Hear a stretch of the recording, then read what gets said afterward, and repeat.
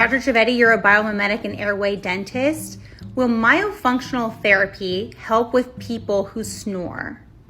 Yes, there's actually studies that are done on this, and myofunctional therapy alone, not doing any other airway anything, myofunctional therapy alone can reduce the symptoms of obstructive sleep apnea up to 47%.